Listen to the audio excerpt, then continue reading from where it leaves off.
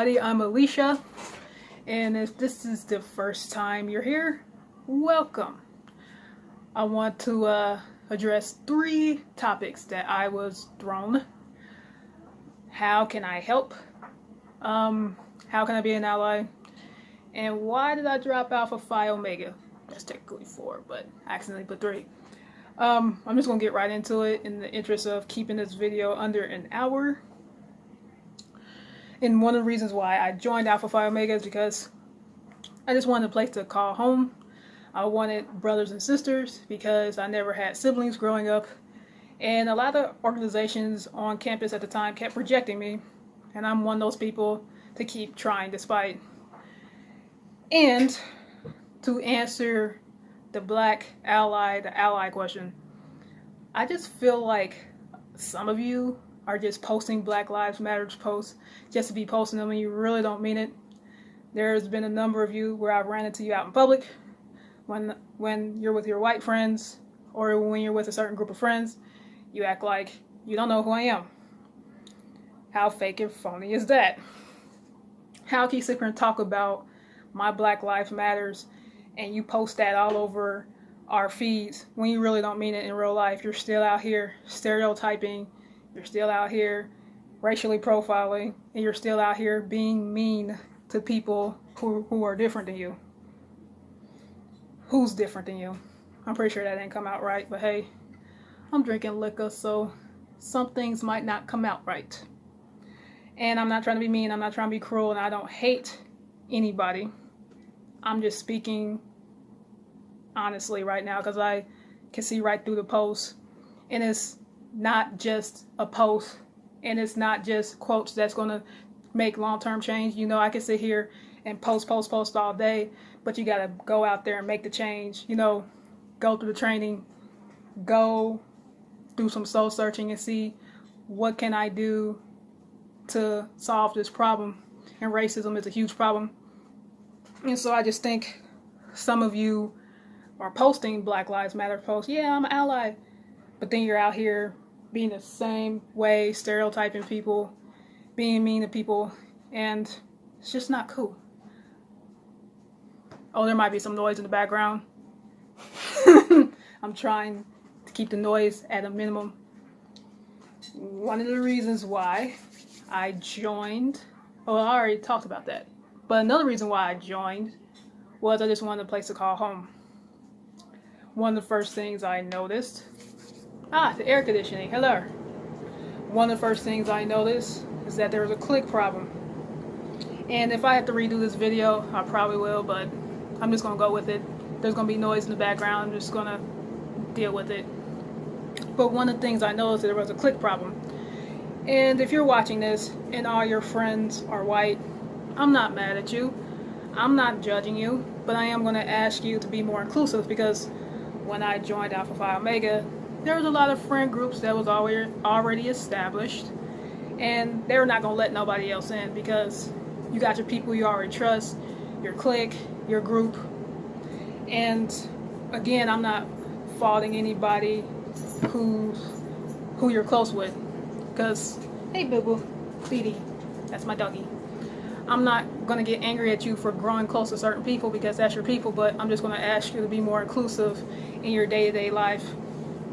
And I'm just going to say too, if you come across this video and you're not in Alpha Phi Omega and you find that you're not in the majority, so for instance, if you're watching this and you're conservative and there's all liberals and progressives in your spot, or if you find that you're the only conservative person in your workplace, or you're an older person and you find that you are surrounded by a bunch of youngins. If you are in the minority, in other words, you're not in the majority, you find that you're the only one. You're the only black person in the sea of all white people. You're the only Latino person in the sea of all white people. In any other group, and you find yourself in the sea full of white people, you might be able to relate to this, you might not, because I'm making this video to address those 3 things. But maybe you had a situation you can relate to what I'm saying. You may be able to relate to this, you may not. Welcome. I'm happy you're here.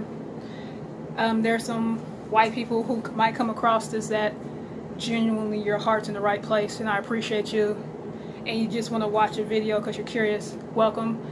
This might sound like I'm attacking you, but I'm not. I don't hate anyone. I'm just using this to educate at this point because it's a part of my story, and I just want to share it because I've had some people ask me, and instead of inboxing 10 people the same thing, I just want to make a video, one article, and whatever I don't get to in the video, I will either make a part 2 or make the article longer. I hear more noise, but anywho. Okay, so when I started being a co-chair, that's when I noticed people started talking about me behind my back. And I can't solve a problem if I don't know about it. And being a black person, being a Latino person, being an Asian person in an organization, have you ever heard the rule that you have to be 2 times as good or 10 times as good to be seen as exceptional? Or sometimes you're in the workplace and you find that all the little white folks are, gossiping about you in the corner, trying to find a way to sabotage you, trying to kick you out of the job. I'm sorry if you had to go through something like that, but you understand what I'm talking about when I say you got to be 10 times as good, or in some instances 2 times as good. I've heard it both ways, to be seen as exceptional. And one of the things I noticed in Alpha Phi Omega, not nobody, there are some people who come to me, but most people went behind my back. And I'm the type of person, if I have a problem with you, I'm going to go to you directly. I'm not going to go behind your back. No problems are not going to be solved if people keep saying he said, she said. And I noticed this, I'm like, okay. And I'm just going to point out a couple things that will point to some of the white privileges I've seen in my chapter. And you have to understand, I'm not a race card person. I'm not a woe is me person. But after bringing this up with a couple of other chapters across the country, they said, bitch, read the writing on the wall. And oh, by the way, I do curse in this. So for any kids watching, sorry. Any parents who are watching this, I do curse. So I'm just keeping it real. I'm going to curse a lot. They just said, bitch, look at the writing on the wall. You're a black female in a mostly white chapter. Get real. You might see them as human beings, but they probably will see you under the surface as a second-class citizen. It is not everybody doing it, but it's just a number of them. They're going to show themselves. And I'm just going to throw out a few examples of how they showed themselves. When I ran for pledge trainer, one of the biggest things I learned was nobody cares about your problems. They want what they want. And you need to just provide what they want or what you said you're going to do. And I had to admit, I wasn't going to do everything because some of my ideas weren't that great after, doing a little bit more investigating in them. And I was like, this is not a good idea. But no one ever came to ask me, how come you didn't do this or how come you didn't do that? But I couldn't afford Rush t-shirts or Rush tanks. And I ran out of money, told them this, like, yo, I can't do it. It was my mistake. And I just had a bunch of other things going on at my time as pledge trainer. Some friends passed away from suicide. My school, in the School of Technology, was racially profiling me. It was just a bunch of things. And I didn't want to come into the office with all that drama because at the end of the day, nobody cares about your problems. They just want a big rush class. They don't care about you not being able to afford something. They don't care about your scholarship being taken because some teacher was giving you a hard time in a class in your major. They just want their numbers. They want their members. They don't care about you. Even in business, like, I'm not going to sit here and tell a client about all my personal problems. They want their problems solved. And if you can't solve them, we're going to take it somewhere else. So I just used to notice when I made a mistake, people came down on me 10 times harder. And when one of my white male friends made mistakes, people kind of just, that's all right. Don't worry about it. It's okay. He's having a bad day. And I was just like, okay. Trying to be the team person that I am, I didn't really want to say anything. I just figured, hey, just kids being kids. But then I just used to notice my white male counterpart, Jamie. I'm not trying to throw you under the bus. This is just a lesson. And they used to listen to him more. When I say an idea, sometimes people shot it down. But then when one of my white male friends said an idea, people got behind it, and people actually signed up for the project. And sometimes I would teach one of my white male things just to see if it would get a different response. And sure enough, it got a different response. And at some point in time as a black person, you just have to say, okay, if you say something, then they're gonna call you a race card, petty person. You should just try harder. You know, that's not it. It's not your skin color. But then deep down, you know it is. And you know what I'm talking about if you had it happen to you, know, having people gang up on you in the workplace, trying to kick you out, trying to get you fired, trying to put more work on you. Same thing here. Like, I just remember when I tried to say something, I just noticed people were on their phones talking, looking down. But then when my white male counterpart Jamie says something, everybody listened. You could hear a pin drop. And I never held nothing against nobody. Again, this is just education. And I remember I had to miss my pledge project. I forget what reason it was. But then my old master got mad. She was like, oh my God, how can you can't come? When Jamie said he had to miss, nobody said nothing. And I think maybe too, I just had an emergency reason. I just had to drop at the last minute. But the point of the matter is, as a black person, as a Latino person, as an Asian person, as a Native American person, or anybody in the minority who's watching this, you understand what I'm saying? When you make a mistake, you know, everybody's throwing a gauntlet at you. But then when one of your white male friends make mistakes, people cover. So if I was the old master in this situation, I just would say, hey, our pledge trainers can't come. We're just going to make the best of the situation. And one of the other things I noticed one time, somebody forgot to copy the waivers. And again, that's one of my white male friends. And one of the other APO members in the office was like, oh, don't worry about it. We'll make a copy of it for you. But then when I made a mistake, when I forgot to do something on the project, when I was just making an honest mistake, the gauntlet was thrown. Like, and then you realize, as a black person, when you make a mistake, people are going to come down harder on you. And if you say something, oh, you're just being petty. You're just using the race card. So you can't win. On one hand, I was trying to be a team player. Hey, baby.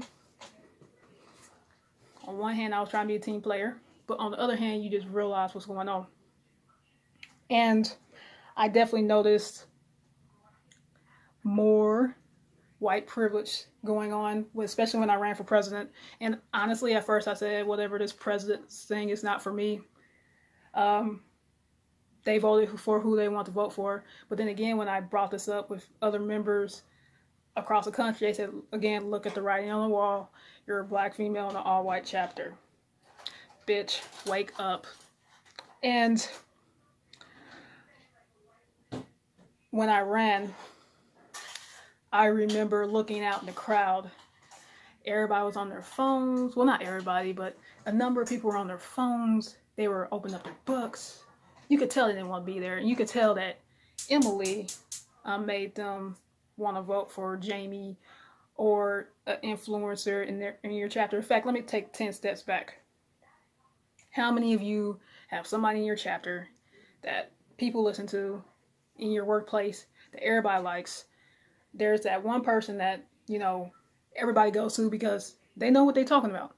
This person was Emily.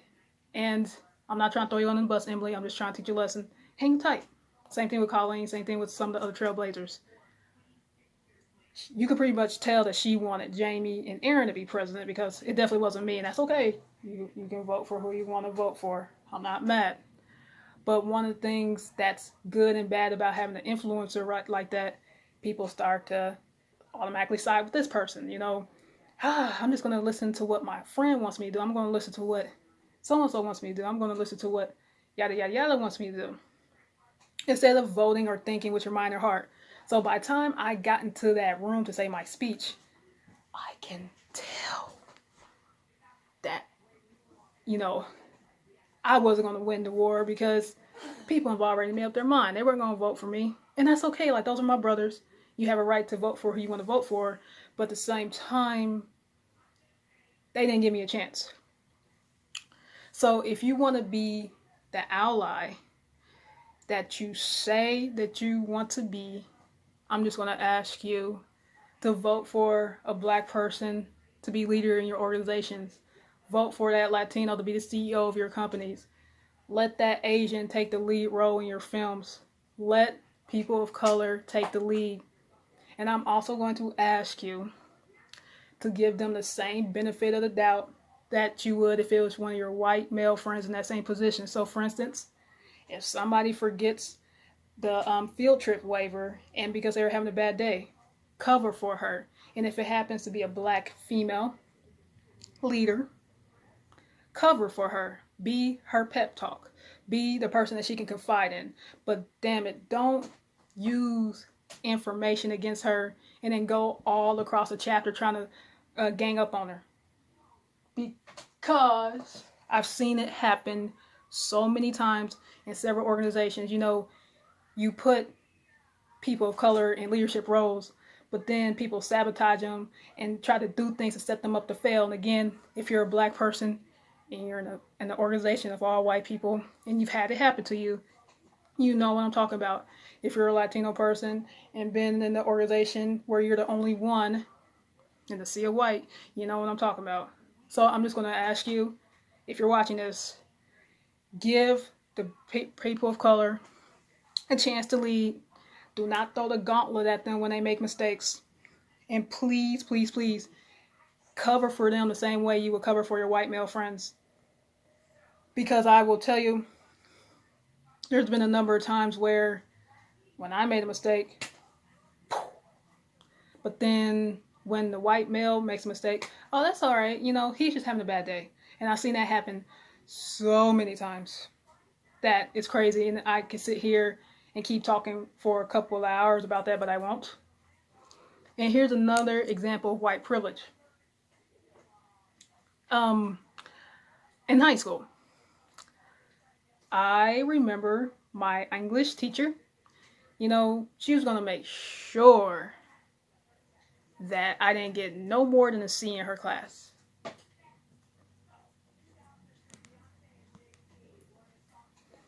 No more than a C in her class. Because she had an idea of how black students were. You got to understand, English is one of my favorite subjects. I've wrote for Huffington Post. I write for Medium. I read at college level in 6th grade. So English has always been my strongest. And I hope that came out right. Keep in mind it's a liquor. Let me repeat that just in case. I was reading at the college level at 6th grade. So English was always my strongest subject. But in her mind, black students, you know, you're not supposed to be in a private Catholic school. You're not supposed to be here because I have this idea of how black students are, preconceived notions and stereotypes. In the grade school I came from wasn't the greatest. There was just a lot of things going on, and the reputation was pretty much real. Unfortunately, in society, black schools aren't associated with black excellence, and unfortunately, that school that I went to fell into that stereotype. And she wasn't going to give me the benefit of the doubt the same way she gave some of her white friends the benefit of the doubt and some of her white students. So she gave me the hard time, you know, put the big old red X in my papers. You know, you're not going to get no more than a C out here. When she met with my parent, she met with my parent in the teacher conference room with another counselor because she thought that my mother was an angry black woman and was going to attack her. But when she realized how nice my mother was, she said, hey, I want to go around and ask people about Alesha. When she went around to my other teachers and realized how much of a good student I was, she was like, this is not the typical black person that you hear about. And if you're a teacher watching this, again, if you want to be an ally, like your posts say, I'm just going to ask, give people benefit of the doubt, treat all your students like human beings, get to know them as individuals. And look, if I run into her today, I would buy her a drink. No harm. Like, you know, but I'm just going to say she didn't give me the benefit of the doubt. She had some preconceived notion of how she thought I was.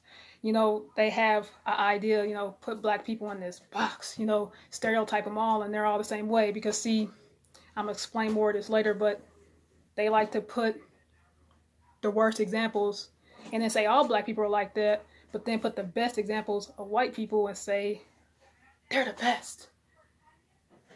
Judge people individually. That's the only thing I'm going to ask.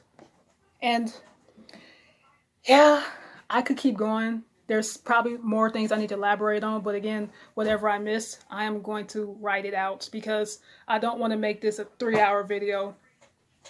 And yes, I've heard APO people say the dreaded N-word, and I tell them, do not use the N-word. I don't care how close and how comfortable you are with me. Don't use the N-word. Just don't do it because it's just not right for you to do. I don't use the N-word. I don't use the C-word. And you know what I'm talking about. It's not club. So do not use the N-word. Just don't. And this is a part of the video that's kind of current. One of the reasons why I decided to not be involved in APO as an alum, I've had a lot of mean run-ins with a lot of people from my own chapter, and I'm just like, okay. One time I tried to be nice and extend an olive branch and say, hey, congratulations on you getting married. She told me where she worked. I remembered. And I just wanted to be nice. I wasn't trying to get invited to no weddings. And then I ran into her a couple days, I think it was a week or a couple days later. And you could tell she didn't want me bothered, and that's okay. But I bring this up because I think she thinks I was following her, and I'm like, no. I was just trying to be nice because Ellen DeGeneres always says, be kind to one another. And I was just trying to be kind. And I don't know why some people think, oh, this black person is following me around or trying to stalk me. No. I was just trying to be nice because there's been a number of times where I've ran into people at different events, and we were happy to see each other. Nobody was following each other around. We just had the same interests. We gotta make some more noise in the background. Same interests and same desires and same. We all like tequila. I would never think that somebody is following me around or somebody is too good to join in this with me. And I'm just gonna say, the reason why I knew about your event is because I've made donations, and I'm not gonna bring this up again. I was in Dance Marathon for years, and I was made aware of Friends of Riley. I was made aware of all these different charity fundraisers associated with Riley Hospital for Children in the midst of it. To think that I'm trying to follow you around ain't cool. I would never, like, follow you around like that. You're not that important to me, and I would never be that highfalutin to think, oh, this person's following me around this bar, because if I RSVP on something on Facebook and one of my friends happens to see it, you're welcome to come. It's a public event. It's not my right to tell you that you can't come or, whoa, you're following me. You know what I'm saying? It's just not okay. And if you're watching this, I wish you well. I was just trying to be nice. And the fact that you give me weird, dirty looks, I'm like, what? I was just trying to be nice.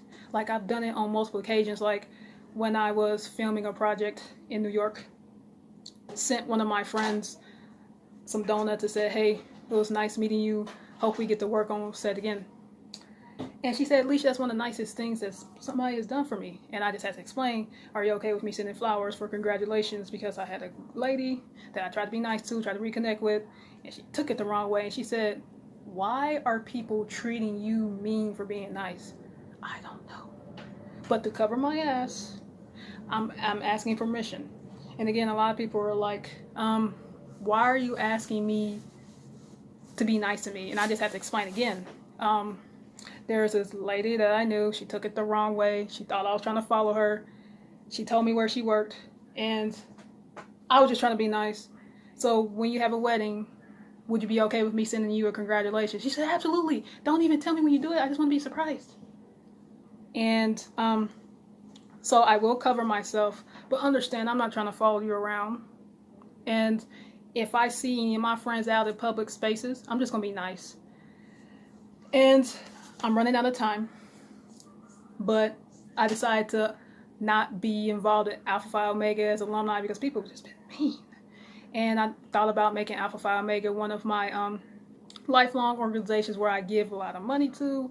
But since so many people are being mean, so many people act like my black life don't matter, which I can tell doesn't matter to them, I decided to no longer donate money, find some other organizations to give to, and put my heart other places. So my time is about to run out. And I know I missed a lot, so I'm just going to write it in the article. But I wish everybody well. And if you want to talk to me, I'm here. If you don't want to talk to me, that's okay. And I'll talk to you later. Cheers. Be well, be nice, be the allies that you say you are. Later.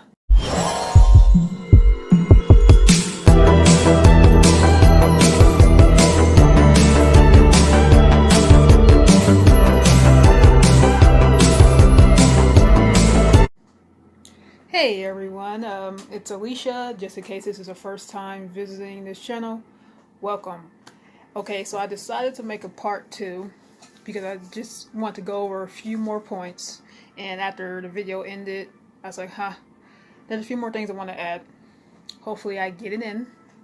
This time around, if not, just read the article because I'm not going to keep making part 3s and part 4s. Like, at some point, it is what it is.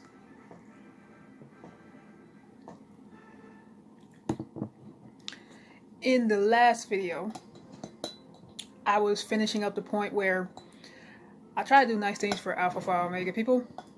Well, some Alpha Phi Omega people. And they either treat me mean, block me off, or run from me when they see me. Like, even when I got a few people graduation gifts, some people are like, oh, this is too much money. And I want you guys to think of it this way.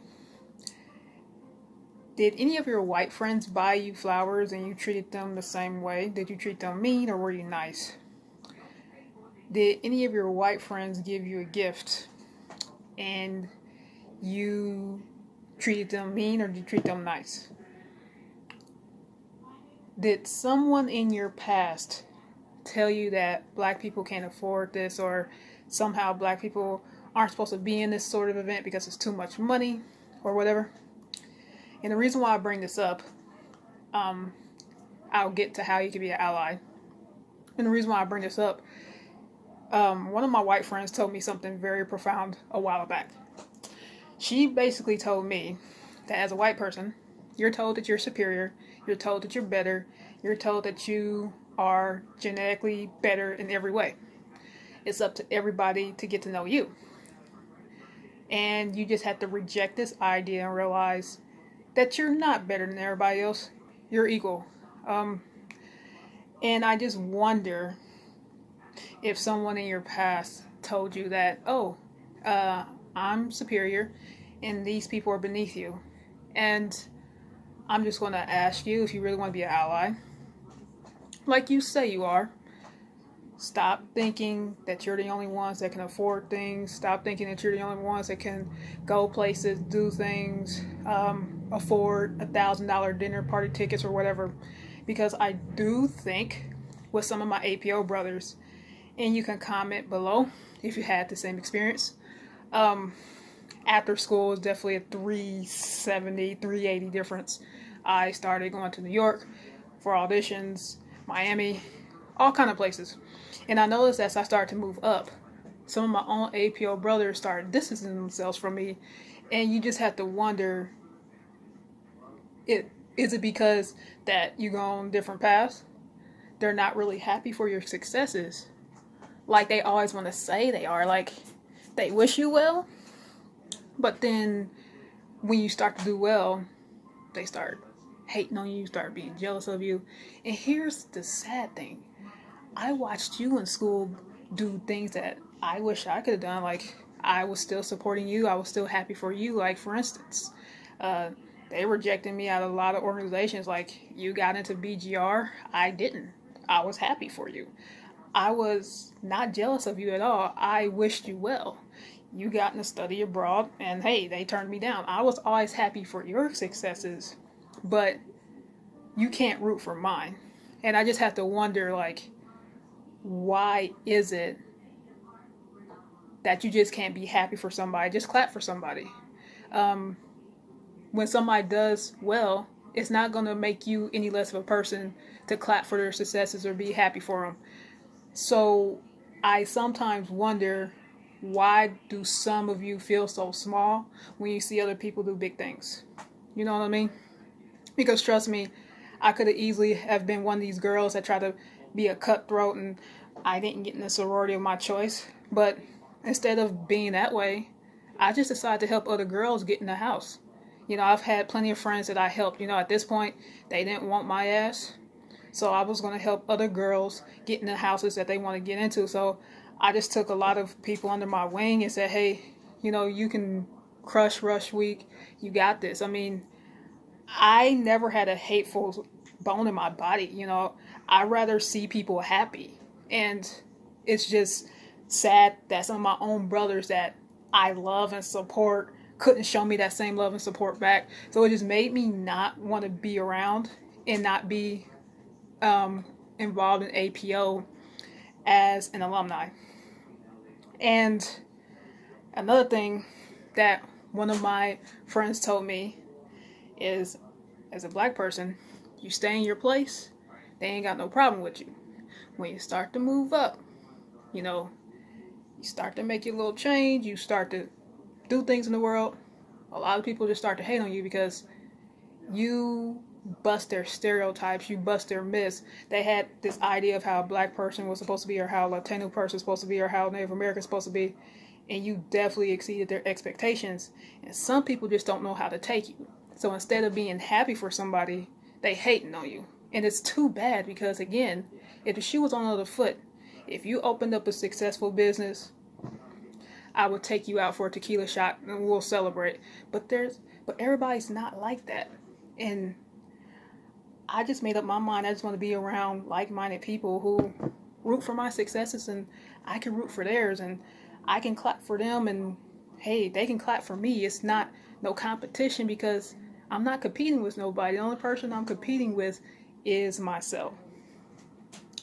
So to sum up that point, I want you guys to go home, do some inner work, you know, do some soul searching. Figure out, why can't I be happy for other people? And if you come across a black person of excellence, Latino person of excellence, Native American person of excellence, you know, anybody of excellence, congratulate them. It's not going to hurt you, I promise.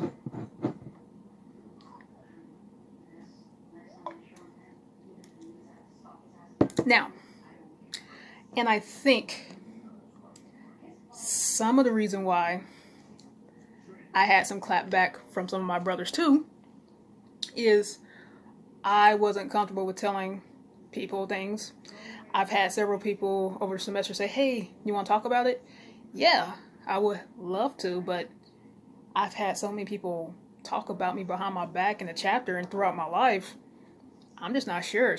So I just decided to wait a little bit to see if I could trust you, if I could tell you secrets and know that's not going to spread anywhere. Because I've had way too many people in my life tell me, I'll be here for you, I'll be here for you. But then they give up on you, backstab you, or spread rumors around, and I'm just not for it. Shut up, refrigerator. Let me just drink, because that's not... Okay, good. Go off. Between that and the fireworks, I give up. Like, noise is just going to happen in the video. But so many people took it personal that I didn't want to tell them stuff. And I just want to say, if you want to be a good ally and good friend, please stop taking it personal when people don't tell you things. Because again, I've had so many people backstab me in my life that I'm just going to be careful with who I'm vulnerable with. I'm just honest. Like, you might be a good person to talk to, but you might not be. You might be somebody who's a rumor spreader and gossip queen, and I just don't. And another little story that I want to slip in real quick to any of my former brothers who are watching this, on why you should still be nice to people despite. There is this young lady I used to know, went to school with me, tried to gossip and backstab the hell out of me. She made it her life mission throughout grade school, high school, and still to this day, trying to make my life a living hell. And to this day, I'm just like, instead of trying to destroy me, why don't you focus on your gifts and talents instead of focusing on destroying somebody else? I mean, if you spent more energy focusing on your purpose, then maybe you will find that you would have gotten somewhere in your life. Let me repeat that. If you would have been focusing in on your purpose, you would have been finding your life and figuring out your path. And I just used to wonder, why the hell do they want to keep up with me? Why does she want to keep up with me so much? Like, why do you want to be like me so much? Never understood it. Well, I ran into her at my high school reunion. Definitely didn't want to see her. I still gave her a hug and I was still nice. So for the APO people that keeps running from me when you see me out in public, I'm not asking to be in your inner circle. Don't want to be. I got the memo. You don't want a black chick going with you in the lake house with your white friends. I got the memo. You just want to hang out with your friends. You're close with who you want to be close with. I got the memo. You don't want me over for Friendsgiving. You got your clique. I understand. But if we see each other out in public, you can still extend some grace and still be nice. Like, even Ellen DeGeneres says, be kind to one another. So even if we're not that close, I'm still going to wave. I mean, I got the message that you don't want to be bothered with my black butt, and my black life doesn't matter to you. But I'm still going to be nice and say hey and go on about my night. And that's ultimately the reason why I'm careful with who I'm vulnerable with, because you might end up doing the stuff you're doing now. You know, you reach out to me at one period of time, say, hey, can we talk? And yet you're running from me now, and I'm just like, it's interesting. I'm watching this series, Dragon Ball Super. Jiren, after reading his backstory, I relate to him a lot more than I thought. He's a guy whose friends also betrayed him. And reading his backstory, I'm like, damn. I know he's just a character, but I relate to him so much because he gets to the point, even in the battle between him and Goku, the liquor, Goku, he just rather do things on his own. He's a solitude kind of person. The same. I prefer my solitude. You know, I'd rather do things on my own than trust the wrong people. So I get where he's coming from on so many different levels.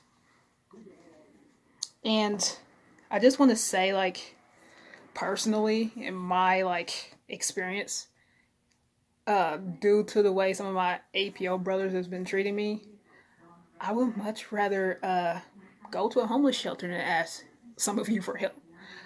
Instead of asking you for money, I'd rather just start a business and charge a client $1,500 and ask you guys for money. I mean, I love you guys as people and I love you at a distance, but the way that some of you have treated me, like, I don't see you as a part of my family. You don't see me as a part of your family. So why would I come to you being vulnerable and asking you for help when you run from me? When you, oh my God, avoid. I'm like, for real? These are supposed to be people that call themselves my brothers? So, you know, when my car breaks down, I'd rather get an Uber, Lyft, hitchhike. I'd rather just take my chances and put my grown-up pants on and, you know, put my bootstraps on and just work it out in my own way, because, again, I've had so many mean run-ins with some of you, I'd just rather not.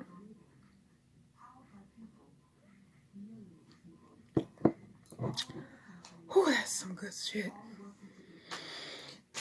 And I just want to say to any potential APO member that came across this video, I just want to say, like, your experiences were probably way better than mine.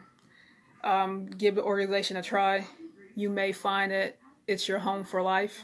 You might be a great lifelong member. And don't let my experiences scare you. Um, Life goes on, and other members will definitely join. And like I said, give it a try.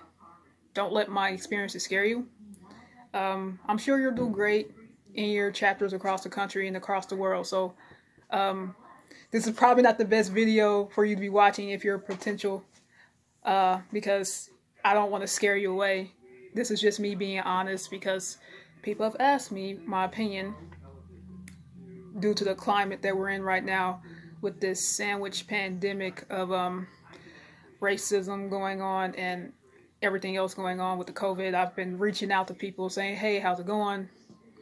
And people have been saying, hey, how are you doing with all this stuff going on? So this is me being honest and open. Probably not the best video to come across if you're thinking about joining. But nevertheless, I'm glad you're here. Welcome. And I think I am going to end it. I think I covered everything, got my notes already. I think I'm good.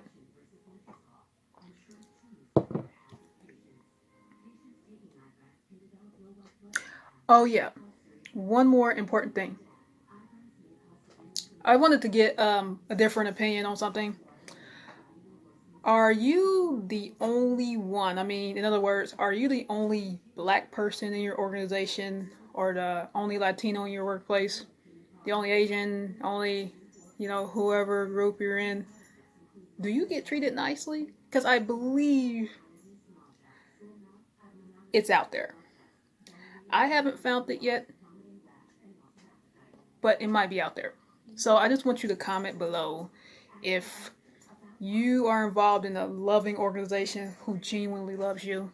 They see skin color, they embrace you for who you are, but you just happen to be the only one. But they love you like family. So let me know if you have an experience like that. I would love to hear it. And I'm out. And how's everybody dealing with the fireworks? Oh my gosh, so many fireworks. Like, I sometimes want to go to sleep and like, pop, pop, pop, pop, pop, pop. I gotta help my doggy. But alright, guys. Later. Love you. Wish you well, even though some of you guys hate me. Bye. Well, maybe I should end it better than that. Cheers. Even though some of you hate me, I still wish you well. Now it's really bye. I'm off.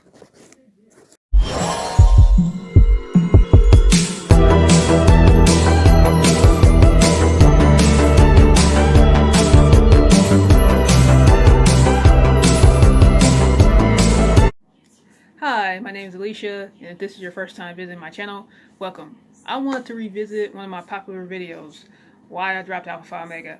To be honest with you, I'm surprised people have watched that shit, so thank you for watching. Oh, today is my dog's birthday, and 48 hours is on, and this is going to kind of be like the unofficial part 3. I'm probably going to break it up over the next couple of days because I have a lot of auditions. I have 2 auditions tomorrow, and it's been crazy when it comes to auditions, so I'm going to probably film this over the next couple of days. We'll see how that works. But, like I said, I'm really surprised people will watch this and reached out to me, and people from all around the world have reached out. And thank you, because there's so many things you can do with your time, but you decided to watch my video, so I appreciate it. And it's one of those videos on my YouTube channel that still keeps going up. Like, as I record this, the numbers keep like slowly but surely going up, so I appreciate you. Goes to show that you should share your story, because you just never know who it could reach and what new friends you can make out of it. And I also want to revisit this because I've been in a lot of Facebook groups, and one of the questions that I keep getting in my feed is it harder I keep on doing that. Older. Is it harder to make friends the older you get? And I've been saying yes. But you can still make friends when you're older, but you just have to get yourself out there and find people on your same wavelength, and find friends on your same energy, and find, common interests. Because yeah, when you're in school, you see people all the time, you just naturally are friends because you see them every day. But then once you leave school, a lot of times you find the connections kind of like, drizzle out, or doesn't last after school. So yes, I've been answering a lot of those questions. So I think with my experiences in Alpha Phi Omega, I think I can answer some of those questions about making friends the older you get. And yeah, you can make friends when you're older, but you just have to get a little bit more creative and stick your neck out there. So let's get into it. So when I first made the videos and article, the question I got was, how can I help? That kind of thing. And I was watching a lot of Alpha Phi Omega people post Black Lives Matter and post a black box. And I wasn't buying the bullshit. I know them way too well. I think a good number of them don't care about racism. They're trying to make everybody else in the world think they care, but they can secretly give two fucks. They're doing it for popularity reasons, not moral and good reasons. And that was just ultimately my stance. I mean, there were some people who really was trying, and I have friends and white friends and friends of all races who really tried, really made efforts, really do things to make long-term change. But there's just a group of them now. I'm like, I don't think their intentions are genuine, because I know them too well. There were times when they were out with their white friends, when they saw me, they would run from me. I look at their pictures on social media, all white people in their crowd. And look, I'm not coming down on people for being close with who they're close with. But how can you say Black Lives Matter? So I'm going to continue. But anyways, I just felt like, especially in my time at Alpha Phi Omega, that there were some of the members who didn't want to be my friend because I was black. And I'm just going to throw this out there as an elephant in the room. Just because I'm light-skinned doesn't mean that I fit in with white people better. I think over the years of my life, I've had certain experiences where, oh, you're whiter and you got light skin, you got long hair. No amount of light skin assimilation is going to protect me from racism in the United States. So getting back to this, there are times when I was in Alpha Phi Omega where I would run into a member or somebody who said, hey, we're friends. But then when they were with their white friends, all of a sudden I didn't exist. They run from me, tell one of their homies, hey, get the fuck out of here. And I would look at pictures on their social media. They would all hang out at each other's houses, and look, maybe they were just closer to each other and it had nothing to do with race. And maybe I didn't want to be open and tell them things and whatever. But at some point in time, when you've been on this earth for a long time, you read the writing on the wall, you have to realize that, maybe some of this treatment I'm getting is because of my race. And it's sad because people treat you bad because of your race. It's sad that there's a lot of people out there like that. And to see them posting Black Lives Matters posts, I'm not buying it. I've had people tell me, oh, but Alesha, they're really trying to learn, they're trying to grow, and they're trying to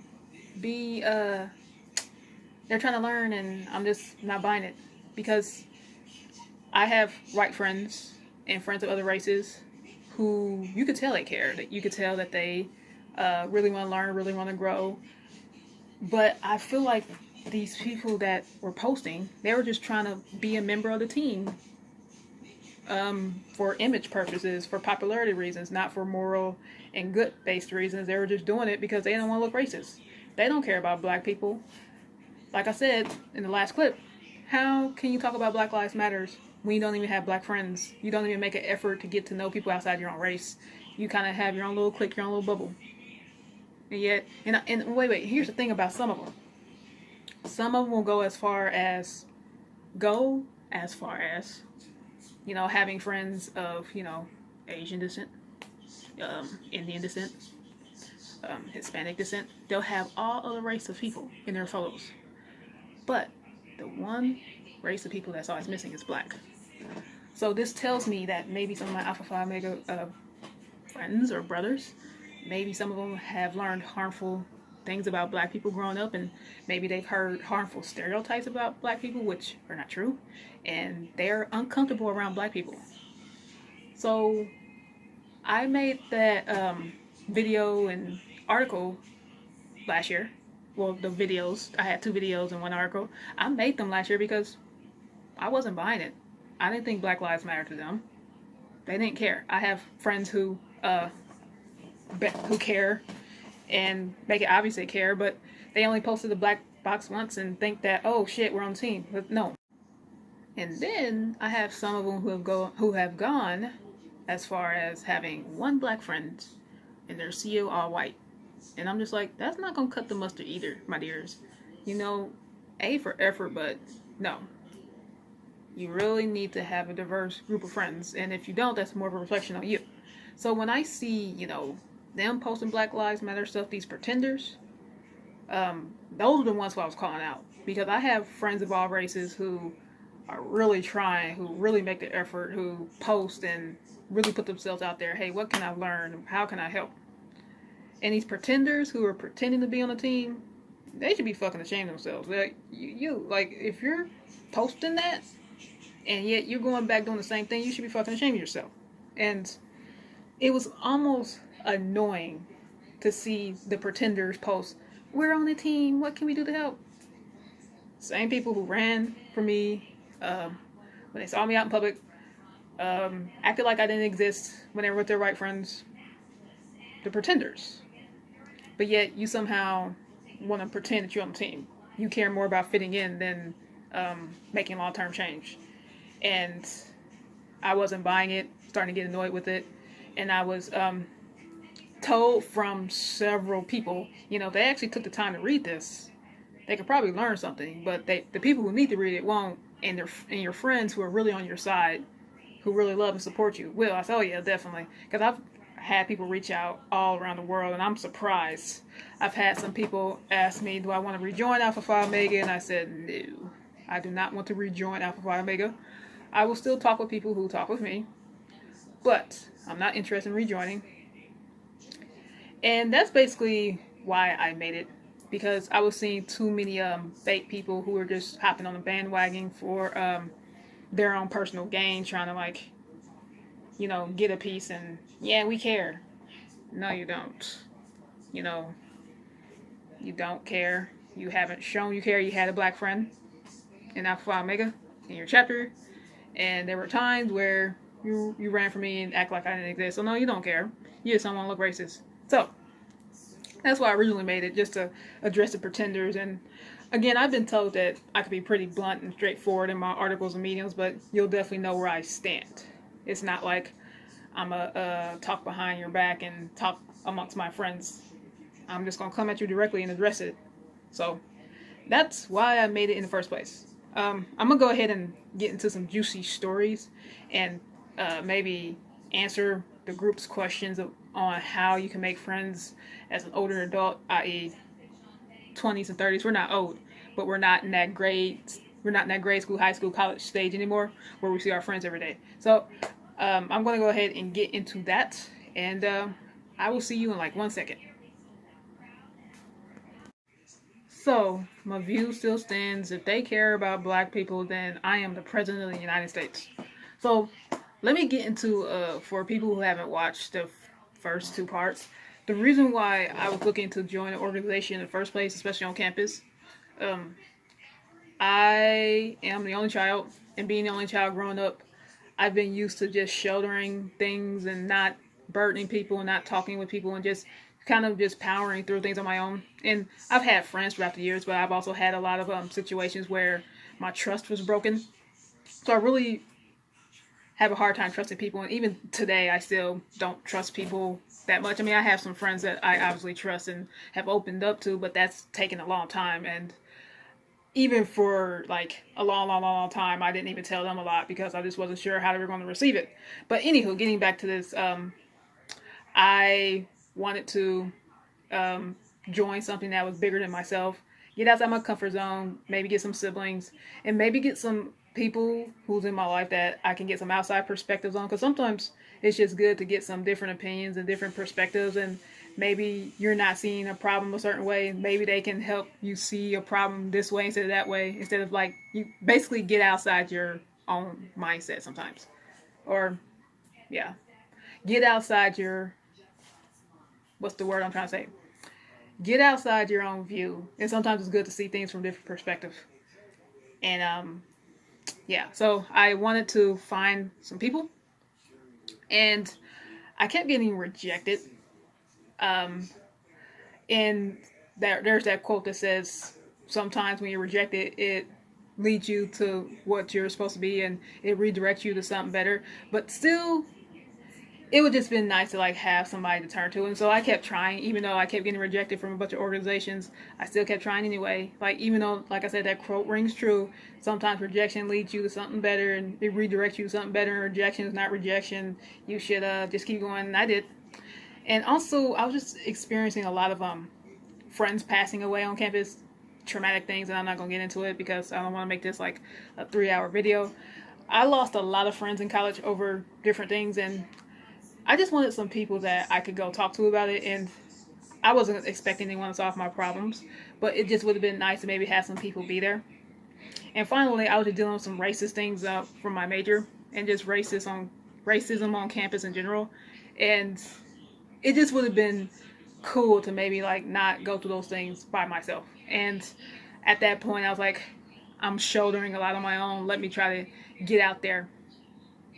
And one of the things I did try to do was rush a sorority. And oh my God, I got cut so fucking quick. I should probably make a Guinness World Records of how quick I got cut. And that in itself is a juicy story. The girls that I wanted to be sorority sisters with end up saying that, oh, you're following me around campus.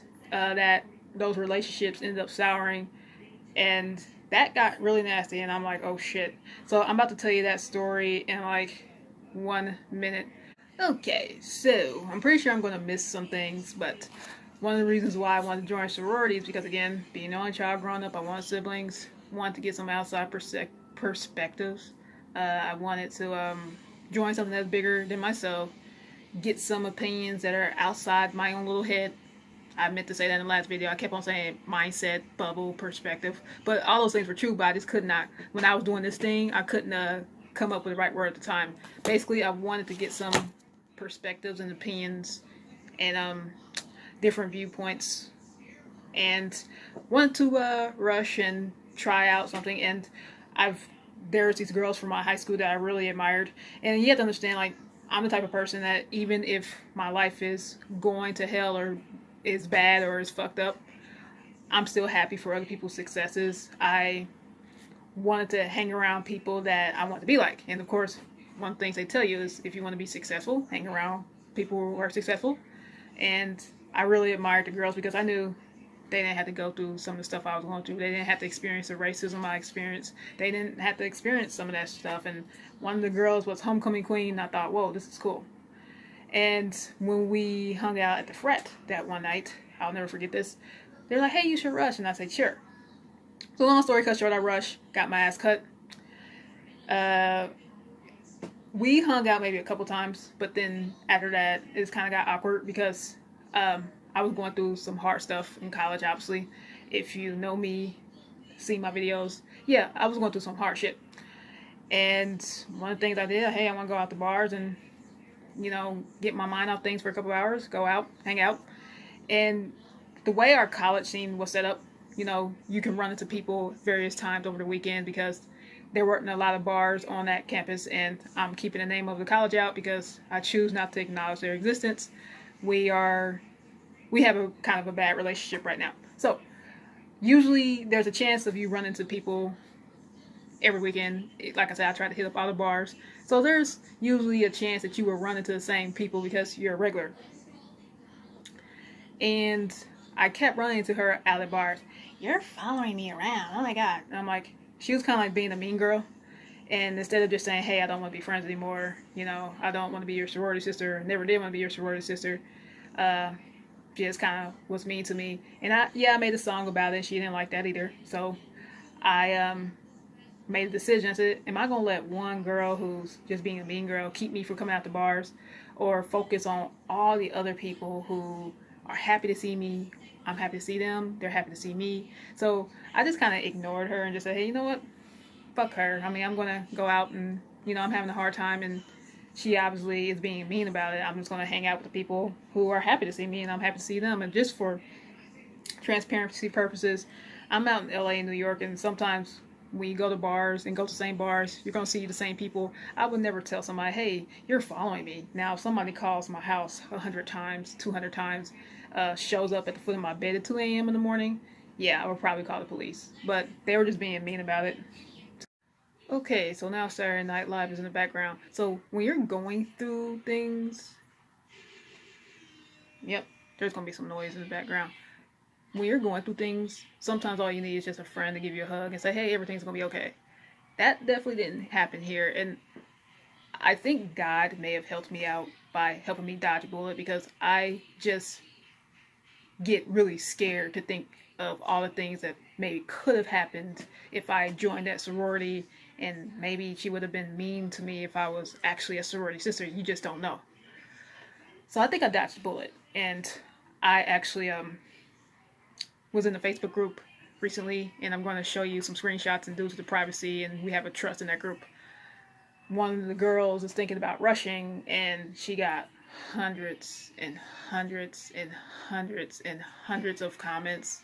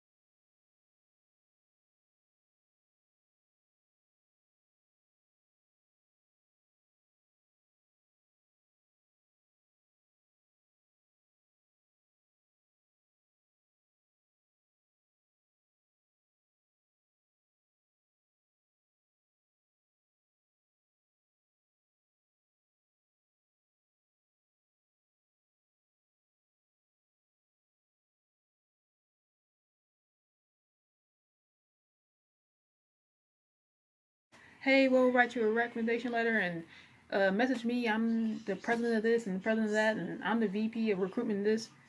That girl got so much damn support. And so I put my 2 cents in there saying, hey, like, I've encouraged my friends to go for it, even though I didn't get in it, because I'm the type of friend that wants to see my friends happy and successful, even if I'm not. And she messaged me, and had several of the other girls message me, but I'm to the point now where I rather just let them handle any questions that my cousins have about Rush, because even if I were offered a sorority bid today, I wouldn't want to join. Like, I would definitely turn it down. Like, that's all right. I'm avoiding y'all like the plague and keeping most people at arm's length. That's okay. I wouldn't want to join. So, and I just want to say, too, if you ever see me out in public at a bar, I'm never going to be like a mean girl and say, you can't come to this bar because I like this bar and you can't. We have same interests. We have same taste in alcohol. And if you happen to be by yourself, I would love to welcome you to my group. I will never be that mean girl that says, oh, I'm in this bar, so you can't be either. And so I just realized like they were never friends to begin with, and I also learned to not admire anyone like that again. And if I see them today, even, I'll probably walk across the street and make it pretty clear, like, hey, I think it's best we don't be friends, because there's some things like you can't overlook. Like, you never want to be friends, and that's okay. And another juicy story that I'm kind of revealing right now, I actually got a chance to go in this sorority house to film a project and look at the pledge class, and it was all white. And you just have to wonder if a lot of girls in the group, and some of the things I've been talking about with other friends over Instagram over the years, you know, maybe they rejected me because I was black too, but they talk about grades. But yeah, they probably didn't want you because you were black. And I'm like, oh boy. I didn't think that was an issue, but maybe it was. And I've had some girls message me, listen, you just didn't have a rich mommy and daddy, because at my chapter, they took people in that didn't have the GPA, but because mommy and daddy had money, they took her in. And I mean, that conversation keep going on and on and on, but so even though it didn't work out for me, I still encouraged other friends to join the Greeks to see if it was for them. I even helped some of my friends get in the houses that I couldn't get in based on some of the stuff I saw in my time in Rush. And now that I have these group of girls, I'm so grateful that I have some more help for my younger cousins, because I still have cousins who are high school age, and me not being a fan of college and not really wanting to join sororities and stuff anymore, and not really being into the Greek life and Greeks and all that shit anymore. It's nice to have like a group of people that, hey, my cousins are going to your college. Can you help her out? You know, can you help him out? Can you connect them to your people? Connect her to your people? I'm grateful for the connections, because as much as I admired my friends who were able to become Greeks and were able to experience that life, and even though I couldn't experience it, as much as I admired it then, like I said, if I was offered a bid, I wouldn't take it.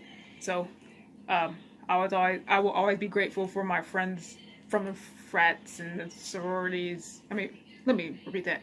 Fraternities and sororities. I will always be grateful for my friends that I met through the Greek life. And, you know, even though I wasn't in it, I had enough friends in it to see how happy they were, the benefits they got, and all that jazz. And I will always just say, hey, to my cousins coming up, rush and see if it's for you. My mom was a Delta Sigma Theta, but I wanted to take a different route. Obviously, it didn't work out, but as an outsider looking in, somebody who just hung out with like Greek friends and stuff, they definitely enjoyed their college experience way better than mine. So, because like I said, my friends are basically the reason that saved my college experience. Like, you guys are the reasons why I have any good memories, because man, it was interesting. So that was a long pre-story, but that was a story I never told before, because I want people to really understand, like, Alpha Phi Omega was like my last Hail Mary, like, hey, I want to try to make some lifelong friends type thing. And I come into Alpha Phi Omega with a wall.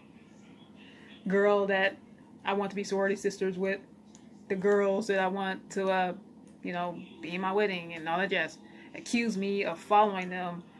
So yeah, my trust of people was always low even before then, because I've had different situations in my life where people just let me down and violated my trust. But coming into Alpha Phi Omega, getting your heart stabbed in the chest by a girl that you really looked up to, like, especially someone that you've seen as an older sister for a long time, and she never knew that, and she don't care, and I don't care either. We're not friends. We don't talk anymore. But to get kicked down by somebody you admired really hurts. Or have you ever met your hero and then you realize they're not the person you thought they were, and it's just kind of like you just feel like your heart just like. So that's basically where I was at. And I come into Alpha Phi Omega like, hey, I want like a restart. I want to start all over again, make new friends. So now that you know the beginning, like the pre-story before I even joined Alpha Phi Omega, I definitely came into Alpha Phi Omega keeping people at arm's length. And one of the things I noticed right off the bat, that in particular my chapter at the time, is people had their established friend groups, and I wasn't willing to be vulnerable. And I sometimes wish there was just like a happy medium, like, hey, we can still be friends even though you don't want to open up. And I understand that, friendship, part of getting close bonds is being vulnerable with people, but there is also a gossipy element and people backstabbing and being cutthroats, and I wasn't really comfortable with revealing deep dark secrets with people just for them to spread it around the chapter. And I could have liked you personally, but I didn't trust you.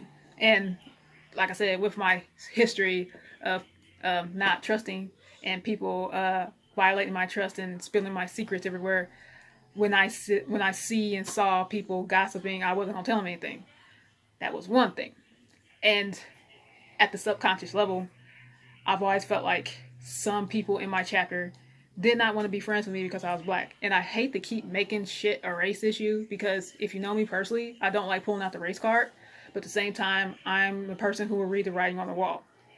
All my life, especially, because I didn't act the way a black person in their mind should act, or I didn't follow the harmful stereotypes and, their idea of how they think a black person should be, because I didn't fall in that category. I didn't fit into their role. I didn't play into their, I wasn't their puppet. Some people just wasn't sure how to take me. And instead of just loving me and getting to know me for who I am and was, people had this idea of how they think I should be or how they thought I should be, and dealt with that my whole life. Coming into Alpha Phi Omega, even though I tried hard to navigate the cliques and get to know people and make people feel welcomed, I always felt like some of the treatment I got in different periods throughout my time in APO was definitely because of my skin color and shit. It just sucks that we're still in the period of time where people still treat you badly or treat you a certain way based on what you look like and what your skin color is. This shit sucks. But I noticed that over time and didn't really want to make a big issue of it. But there was just some things that were starting to be harder to ignore. I said, you know what? Yeah, I think some of this treatment is definitely because of skin color. And it's sad because some of these people I still like and some of these people I still talk to. And there's some people I met from APO that are really, really, really cool and I still keep in touch with. But at the core, I think there were some times where I wasn't invited in the clique because somebody didn't like me or somebody wasn't comfortable or somebody didn't take the time to get to know me and they had these ideas of what they thought I should be and maybe I didn't stack up. And it's just sad that, that still happens, but that definitely happened. So I want to emphasize that I don't like to play victim. I don't want to keep making things a race issue. But being an Alpha Phi Omega and being on that college campus, experiencing the same racist things in both scenarios, I realized that I would never be able to escape racism on that campus, because the campus that I was on, like I said, I'm going to keep the name out, has a very racist reputation. And to keep experiencing the same things over and over and over again on smaller scale, bigger scale, smaller scale, bigger scale, personally, like one-on-one, it was just crazy to me, like that I'm a human being and nobody really saw me as such. Well, a lot of people didn't see me as such. And sometimes it wasn't like the obvious forms of racism, it was kind of the subtle ones that a lot of people didn't notice. And as much as I have great memories from Alpha Phi Omega, and I still adore and love some people that I met in Alpha Phi Omega, dropping the organization and finding other organizations and moving on with my life was probably one of the best things I could have ever done. And look, I'll tell you guys all the time, I don't care who you're friends with. I'm not going to sit here and police you and talk about who you need to be friends with. But I'm also going to ask you to make a conscious effort to get to know somebody who's different than you, different than your race, different religion, different background, yada, the whole 9 yards. Get to know somebody outside your bubble. And I understand you want to hang out and make memories with the people you're close with. Continue to do that. But again, please get to know somebody outside your circles. Take a chance on somebody else outside your cliques. And if you're in grade school, high school, college, watching this, mean girls and mean guys still exist as adults. You think bullying and harassment and racism stops. It doesn't stop. Unfortunately, if you experience it in your younger years in school, you'll experience it, unfortunately, for the rest of your life. Like, I've experienced racism my whole life from grade school on up. Hopefully, we can get to a point in society where we can love each other and treat each other and, hug each other as human beings. But I don't think I'll see it in my lifetime, but it's a good goal to strive for. So, now that that's out the way, I have been making video for this part. Okay, it's 12:47, about to be 1. I've been making video for this since 10. So I think I'm going to go to sleep and try to finish it up maybe later on today. So if it's close to 1 a.m. right now, I'm going to try to tackle this Sunday afternoon. But anywho, just some things I want to say for this portion. Like I said, there are going to be some juicy stories. It's probably going to be a couple of hours before I film the next take. But due to the editing and stuff like that, it's only going to be 1 minute. So I'm going to go ahead and click off for now. Good night. And I will see you in 1 second, literally. Hey, it's Sunday. 5 o'clock. So, what's up? So, I'm going to get right back into it.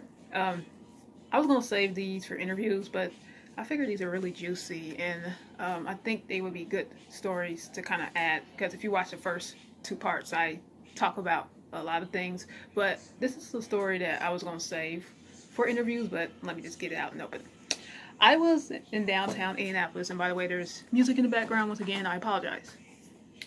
I was in downtown Indianapolis, right, preparing for an audition, minding my circle, see the handlebar, and I see a bunch of Alpha Phi Omega alum. Went up to say hello. The guys were amazing. The girls gave me dirty looks. And I'm not going to say names, although they probably do deserve to get called out for being little bitches. But I still love you guys, but I definitely will call people out when I feel the need to and straighten people out. But this is not the time or place. This is something I would love to have the opportunity to do in the future, face-to-face conversation. Let's be grown-ups and have a talk and have a chit-chat. But anywho, they gave me dirty looks, and I can just tell that they didn't want me there. And I sort of got the sense that if we were in a dark alley, they would probably all try to gang up on me and beat my ass. But individually, I could probably take them. But, if they had their way, they probably would have tried to take me and beat my ass and do whatever. They gave me a real dirty look. Every last one of the girls. And I was like, what the hell? Where's the love at? And I've had some theories as to why this happened. I remember the last time I talked to the one that we picked as my old master, and people in APO circles know who I'm talking about. We talked about hanging out. And I don't really talk about this publicly a lot, but I have an invisible illness where I had a tumor, had surgery, had to take some time off. When you don't look sick, people have a tendency to assume that you're making it up just to get out of hanging out. When you don't feel good and you have an invisible illness, there's a lot less compassion and understanding, because you don't look sick. You're fit, you're in shape. You don't look like a sick person, but they don't see the stabbing pains. They don't see the pains you go through. I'm not really comfortable with talking about my condition because it's kind of personal and something I will probably talk about in the future. But right now, I don't want to talk about that. I had to not hang out some nights because I was just in so much stabbing pain. And I think some friends took that personal. And yeah. Second thing, when you're going on different paths than most people, like I said, I don't plan on getting married. I don't plan on having kids. I'm not working 9 to 5. I'm in entrepreneurship. I'm an actress and I'm a musician. There's times I just don't have time to hang out. And again, with that little invisible illness thing, I have to really make my good days count. Sometimes I have filming from 6:45 a.m. to 5. Sometimes I have entrepreneur things come up. And you have to have some friends that really understand that you might not be around like you want to, but when you can be around, you make it count. And let me take some more notes really quick because I have a couple more things I want to add. Give me 1 second. Getting back to my point, the same people that complain that I'm not hanging out with them enough or not making enough time for them, are you going to pay my bills? Would you give me a couch to sleep on if I needed it because I became homeless? Probably not. Probably the same people that would, you're not going to believe what Alesha asked me. Because here's the reality, guys. I know that quote rings true, you shouldn't be so busy earning a living that you forget to make a life. I understand you need friends and you shouldn't isolate yourself. But here's the deal. Had a really bad situation happen to me earlier in life where I trusted the wrong people, depended on the wrong people, was vulnerable, and got burned on multiple occasions. This basically taught me to never depend on anyone financially outside myself ever again. Of course, there are going to be times where I've asked my mom for help and stuff like that. But for the most part, I've always, don't depend on nobody else financially ever again in your life like this, Alesha. So yeah, there's times where I'm not around like you want me to be, but I still have love and care for you. You might not see it all the time because I'm hustling my ass off with filming, music, and entrepreneurship in my businesses and some of the other things I'm doing. But I'm hustling. And as far as Alpha Phi Omega people goes, I noticed that when I post pictures of me doing something acting related or something music, I've noticed Alpha Phi Omega people, especially not all of them, because there's still some that I'm cool with. A lot of people from my chapter have removed me off Facebook. I find that there's people who are on your social media just to watch you fail. And when you're not failing, when it looks like you're being successful, I sometimes feel like this brings out, a lot of times it brings out jealous feelings, and this girl is doing something that I'm not doing, or this black girl is not, doing the things that we think a black person should be doing. She's exceeding our expectations. And again, I hate to keep making shit a racial issue, but at the subconscious level, when it looks like you're doing well, or it looks like you're doing better, not necessarily is. I made an article and I'm going to go ahead and post it below. When it looks like you're doing better, I think sometimes some people think they can't keep up. Like, life is not a competition. We should be rooting and supporting each other no matter what path we're on. But I find that especially in APO circles, I've gotten, more, I've gotten kicked out of a lot of Facebooks when I say, hey, I got this acting gig, or hey, I'm in Miami, or hey, I'm in New York. They haven't, overall, more Alpha Phi Omega people been a pain in my ass personally and not really been supportive. And in order to manifest what you're meant to have in this reality, you gotta find friends who are on your same wavelength, on your same energy plane, and you just have to find people who is like-minded and blazing the same trail as you. And as much as I love Alpha Phi Omega and will talk with some of the people in the organization that talks to me, I find that, hey, I want to be an entrepreneur, so be friends with entrepreneur friends. Be friends with other actresses, that kind of thing, and actors. So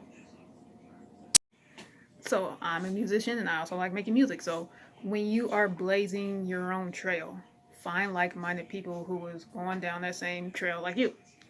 Because when you're going on a different path, like me, for example, I'm an entrepreneur, I'm not working a 9-to-5 job, I'm an actress, I'm a musician, I'm not wanting to get married, not wanting to have kids. When you do things different, or that seen as different, people naturally attack it. So to answer the question of a lot of my Facebook groups, and can you make friends when you're older? Absolutely. You just have to find people who align with your same energy. They're out there, they exist. But I'm just going to be honest, as far as Alpha Phi Omega people, and I use this group as an example, I feel like the friendships has always been one-sided. Like, even as I record this video right now, I send Snapchats to some of the people I'm still semi-cool with. They never send Snapchats back to me, so that just lets me know that subconsciously, my friendship doesn't mean a lot to them. And I also have friends that no matter what happens, No matter how long we go without speaking, we're going to always be friends. Like, there's a friend that I haven't talked to in 10 years. Picked up the phone, called her. It's like we never stopped being friends. And then you have to recognize when, the chapter in that book is over and time to go to the next chapter. You have to realize that some people, no matter how much you want to be friends with them, they don't want to be friends with you. Sad state of affairs, but it's true. Sometimes friends show their true colors when you're successful. And they also show you their true colors when you're going through trials and tribulations.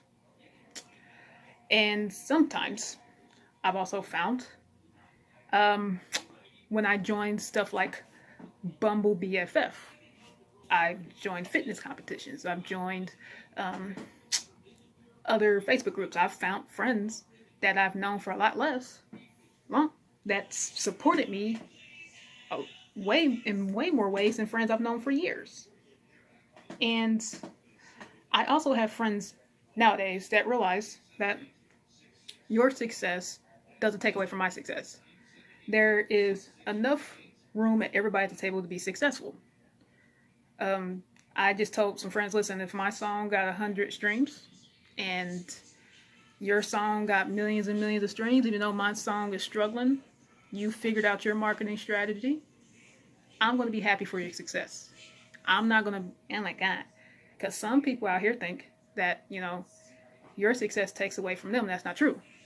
When you're living in abundance and you see somebody else that's abundant, it's naturally going to happen for you. When you hate on somebody who's successful, that's bad karma coming back at you. So if you can be happy for somebody else's success, it's naturally going to happen for you. I also have a lot of people who felt like, you're going to leave me behind. That's not true. When you're happy for other people's success, it's just going to happen for you. So I felt like with a lot of my Alpha Phi Omega friends, they thought, oh, you're successful, you're leaving me behind. That's not true. I don't think you're little. Just because I found my life purpose doesn't mean I think you're little. I don't think I'm better. I just want to find my own way. That was it. So, life is not a competition. I don't think I'm better. I just used the law of attraction, put my intentions in, and got to work. And I'm still working on stuff. I'm still figuring stuff out.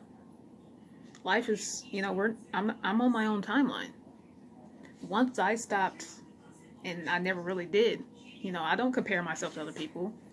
Once I stopped being obsessed with being done with things by a certain time, I gotta do this by this age, and that mess is so freeing. I don't care about getting things done by a certain age. When you can learn to be on your own timeline and don't compete with other people and don't compare yourself to other people, that's a level of freedom, man. So, another thing, ladies, be the woman who can straighten another woman's crown without telling the world about it. And let me repeat that one more time because there's noise in the background. Be the lady, be the woman that can straighten. Okay, I'm just going to pretend that didn't happen. Be the woman or lady that can straighten up another lady's crown without telling the world about it. This jealousy and this cutthroat and this catty shit that sometimes women puts out is ridiculous. Seriously, ladies, we should be looking out for each other. Give me a fucking break. You know what I mean? So, let me see if I can tackle this one more thing as to why I think I'm on the outs with a lot of Alpha Phi Omega folks to my Facebook friend groups. A single person hustle is definitely not respected. They don't respect my busy the same way they would respect a married person with kids busy. If I was, revolving my life around a husband and kids, I'm pretty sure I would get more play. But because I'm single, you're supposed to be free and you need to make time to hang out with us. But single people are just as busy or the same amount of busy as married people. In fact, I got this quote that I got from this webinar, and I'm going to say it real quick. When you're seeking from another that you can't seek from yourself, you kind of take away energy. When you learn to give yourself what you need, when you can walk in a situation where you add energy that helps everyone there, instead of looking to take what's yours and trying to get what's yours, that's a better situation to be in. Women are born with great intuition, gut instincts, power. Society tries to sever this tie. We're told what to want, told to be this way, not that way, told how to be, conditioned to be this way, told how to be, influenced to be this way, not that way. And we're trying, and the world is always trying to explain it, rationalize it away, explain it away. Deep down, women know what they need, and this world is set up and designed to sever that connection to that truth. And to hear that come from a guy, that's pretty damn deep. You'd be amazed at how many people try to tell me, oh, you'll get married, you'll have kids one day.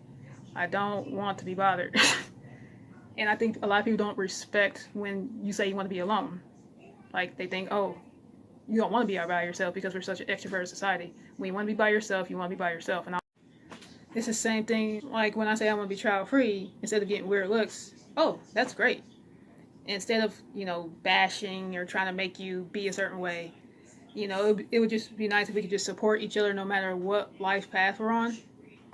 And like I said, instead of expecting like a guy to make me happy, I want to be happy myself. Like, when you're happy alone, that's a different kind of happy. Again, like I go back to this quote, when you can learn, summon, set the intention to give yourself what you need, and you can walk in a situation where you add energy that helps everyone there instead of looking to see what you can get or trying to take what's yours.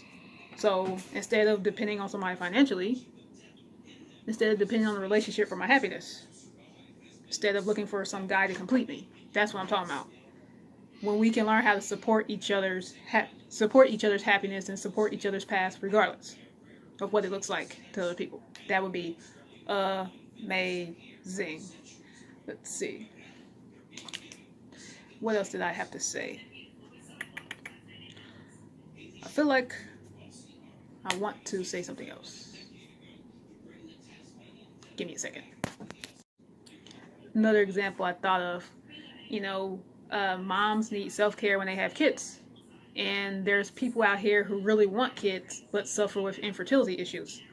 Instead of bashing each other, instead of like judging each other and, judging each other's situation, we should just learn to be loving and supporting of each other and just be a listening ear to each other. That's all I'm asking. And to, continue to answer my Facebook friends' questions. And there were times where, I felt like because people in my Alpha Phi Omega circles didn't understand, they didn't want to take the time to understand, they kind of naturally kicked me out. And like I said again, it was not everybody doing it, it was just a number of people over the years. And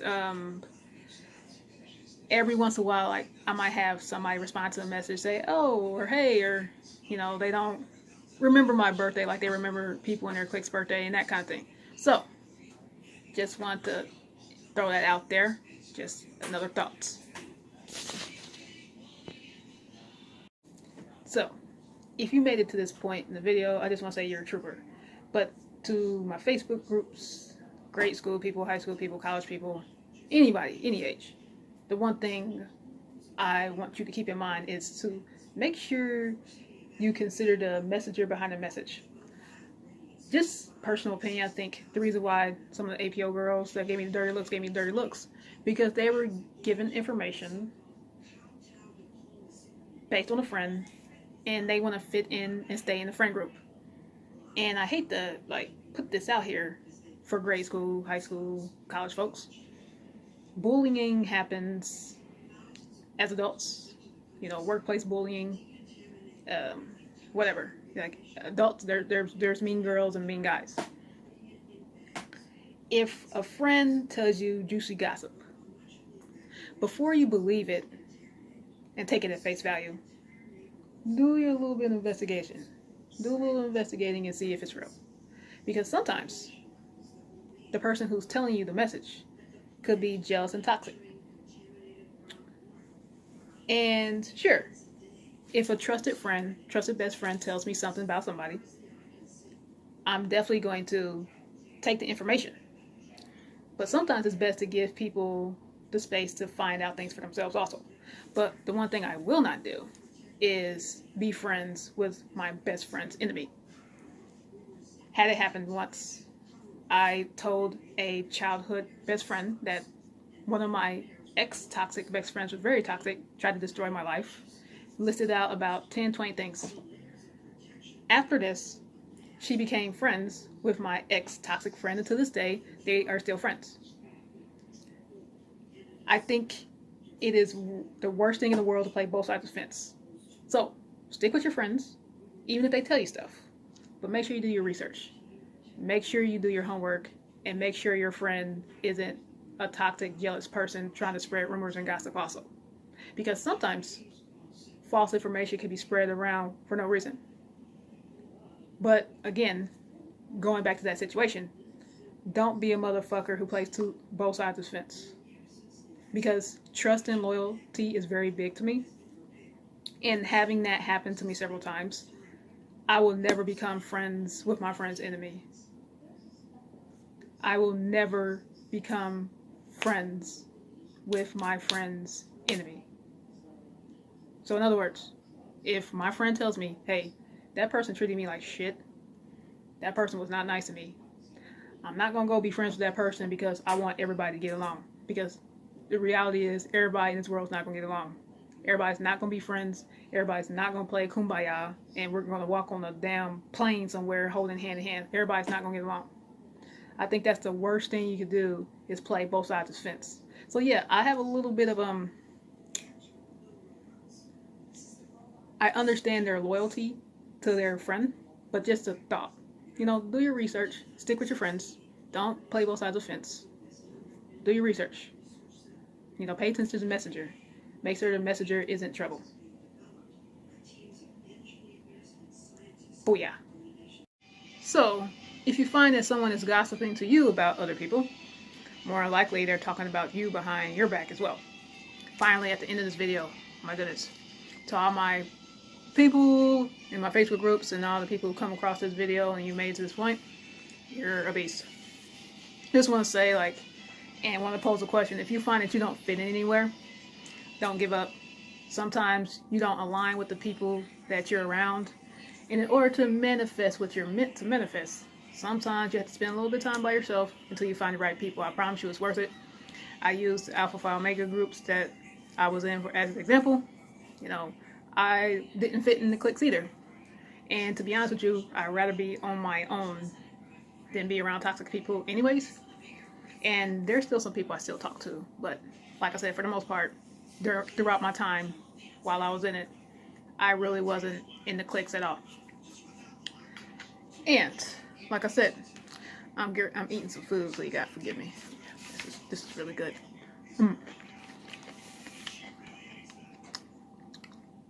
Definitely don't give up, because it took me years to find people I could trust. And don't get me wrong, I love my best close friends. And sometimes I'm a little bit hesitant to even tell them some things, because sometimes occasionally I get those feelings that I feel like I can't get close to some people when I go to new places and new events and stuff like that, because I've had so much history of people violating my trust that sometimes I do proceed slow. But once I find that I can trust, I will be vulnerable and open up. But like I said, it takes time. And just don't give up on your friendship journeys. There's definitely friends out there for you that will love you for you. Just don't force it if it's not working out. If you don't fit in, maybe somewhere else is better. Just keep going on your path and keep fighting the good fight. And I'm gonna be eating this good food. Thank you for watching. This is good. I don't know if you can see this, but so sorry if I talk with food in my mouth. I saw that. That was really weird. That was good.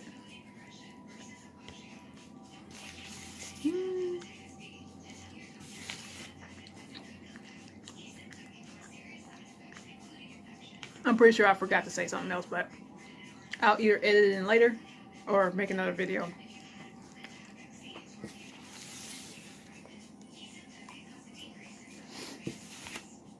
Oh my gosh, this is really good.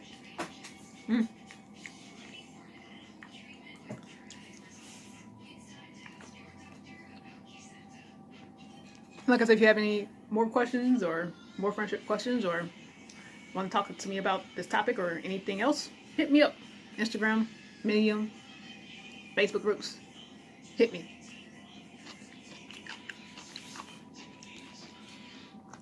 I'm going to finish this up and I'll talk to you guys later. Bye-bye. Okay, so I'm almost finished. I forgot to add. This is like a little bonus material. One more thing. Your friends should want to see you be successful. If they don't want to see you be successful, then they're not your friends. And over the years, and maybe other people out here can relate to, I've been told that I'm ahead of my time. Doesn't mean I know everything, but I've just been through some life experiences that makes me see the whole picture instead of seeing the corner. So another question, bonus question, that if you made it to the very, very, very, very end, like this is like so, not supposed to be in the video, but kind of just made it in because I'm going to edit it in. I'm going to put it at the end. How many people have been told that how many people have been told that you're ahead of your time and you see things that other people don't see, and because you see things that other people don't see, you're naturally misunderstood, and because you're naturally misunderstood, you don't fit in. If you are in that spot and you feel like you don't fit in because you have the foresight to see things that other people don't see, don't give up. I promise you, your people are out there.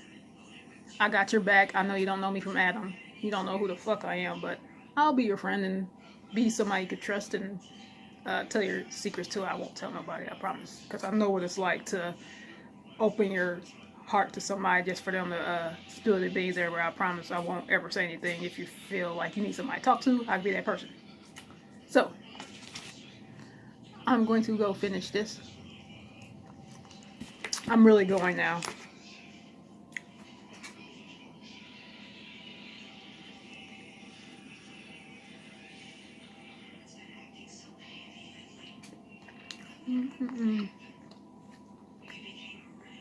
I'm really going now. I'm pretty sure I talked with some food in my mouth. I'm so sorry. My foodiness is coming out, so I need to go. I'll talk to you guys later. Bye-bye.